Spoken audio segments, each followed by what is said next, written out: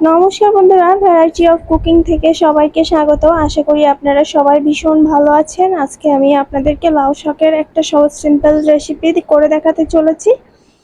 আজকের রেসিপিটি আপনাদের কাছে নিশ্চয়ই ভালো লাগবে। এই গরমে লাউ শাকের এরকম একটা রেসিপি দুর্দান্ত লাগবে। তো বন্ধুরা, যারা এখনো আমার চ্যানেলটিকে সাবস্ক্রাইব করেননি তারা দ্রুত সাবস্ক্রাইব করে পাশে থাকা বেল আইকনে ক্লিক করে দেবেন। আর যারা অলরেডি সাবস্ক্রাইব করে দিয়েছেন তাদেরকে থ্যাংক ইউ সো মাচ। তো বন্ধুরা, রেসিপিটি শুরু করার আগে আপনাদের কাছে অনুরোধ রইল পুরো ভিডিওটি দেখার জন্য। টেনে দেখলে আপনাদের উপকরণগুলোই বাদ পড়ে যাবে, সেক্ষেত্রে রেসিপিটি ভালো হবে না। তো বন্ধুরা, রেসিপিটি যদি ভালো লেগে থাকে অবশ্যই একটা লাইক কমেন্ট করবেন। তাহলে চলুন আজকে রেসিপিটি শুরু করি। তো বন্ধুরা, প্রথমেই বড়িগুলো ভেজে নেব। আমি রেসিপিটি করবার জন্য এখানে 5টা বড়ি নিয়েছি। প্রয়োজন অনুসারে আপনারা কম বেশি করে নিতে পারবেন।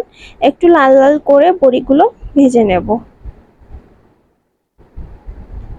ডালের বড়িটা দিলে স্বাদটা দ্বিগুণ হয়ে যাবে। তো উঠিয়ে নিলাম বড়িগুলো, এই তেলেই রান্নাটা করব। সবার প্রথমে আমি এখানে গোটা 5 ফোড়নে দিয়ে দিচ্ছি। ফোড়নটা খুব সুন্দর পোড়া পোড়া করে ভেজে নিতে হবে, তাহলে ফ্লেভারটা আসবে। তো এবারে আমি লাউ শাকগুলো দিয়ে দিচ্ছি। লাউ শাকগুলো আমি এভাবে কেটেছি, তবে লাউ শাকগুলো খেয়াল রাখতে হবে যেন ডাঁটাগুলো বেশি থাকে আর পাতাগুলো একটু কম থাকবে। আমি স্বাদ মতো লবণ দিয়ে দিলাম আর একটু নাড়াচাড়া করে নিয়ে এখানে হলুদ গুঁড়োটা দিয়ে দিলাম।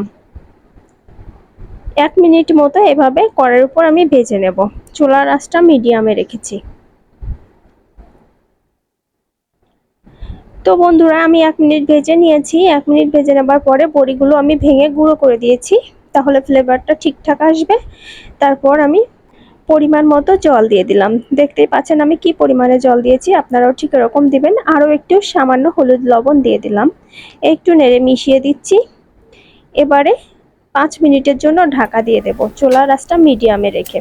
তো 5 মিনিট পর ঢাকনা খুলেছি, দেখুন আমার সবজিগুলো সিদ্ধ হয়ে গেছে। এখানে আমি একটা উপকরণ বাটা মশলা অ্যাড করছি। এর মধ্যে রয়েছে সরিষা, জিরে আর কাঁচামরিচ। তো আমি সবগুলো শিলনোড়ায় বেটে নিয়েছি। আপনারাও চেষ্টা করবেন শিলনোড়ায় বেটে নেবার জন্য, তাহলে স্বাদটা বেশি ভালো আসবে। তো 2 মিনিট পর দেখুন খুব সুন্দরভাবে ফুটছে তরকারিটা। আরও কিছুক্ষণ পর দেখুন ঝোলটা কমে এসেছে, সে সময়ে আমি 1 চামচ চিনি দিয়ে দিলাম। তো বন্ধুরা, আজকের এই ঝটপট রেসিপিটা যদি আপনাদের কাছে ভালো লেগে থাকে তাহলে অবশ্যই একটা লাইক কমেন্ট করবেন। তো দেখুন ঝোলটা প্রায় শুকিয়ে এসেছে, আমি আর বেশিক্ষণ জাল করব না। চুলার আঁচটা পুরোপুরিতে মিডিয়ামেই রেখেছি। তো বন্ধুরা, রেসিপিটি ভালো লাগলে অবশ্যই লাইক অ্যান্ড সাবস্ক্রাইব করে পাশে থাকবেন।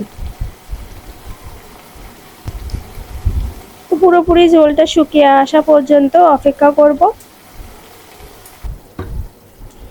তো দেখুন ঝোলটা একদম শুকিয়ে এসেছে। এ পর্যায়ে আমি চুলাটা অলরেডি অফ করে দিয়েছি। দেখতে কত সুন্দর লোভনীয় লাগছে, খেতেও অসাধারণ, জাস্ট অসাধারণ। আপনারা বাড়িতে তৈরি করলে তবেই বুঝতে পারবেন যে এত সহজ রেসিপিটা খেতে এত অসাধারণ লাগে। তো বন্ধুরা, আজকে তৈরি হয়ে গেল লাউ শাকের সহজ সিম্পল একটা রেসিপি, ডালের বড়ি দিয়ে লাউ শাকের তরকারি। আশা করি রেসিপিটি আপনাদের সবার কাছে ভীষণ ভালো লেগেছে। তো বন্ধুরা, যারা এখনো আমার চ্যানেলটিকে সাবস্ক্রাইব করেননি তারা দ্রুত সাবস্ক্রাইব করে পাশে থাকা বেল আইকনে ক্লিক করে দেবেন। আর যারা এতক্ষণ আমার সাথে ছিলেন সবাইকে অসংখ্য অসংখ্য ধন্যবাদ। তো বন্ধুরা, রেসিপিটি বাড়িতে ট্রাই করে অবশ্যই আমাকে কমেন্ট বক্সে জানাবেন খেতে কেমন হয়েছে। তো আজকের মতো বিদায়, ধন্যবাদ সবাইকে, টাটা।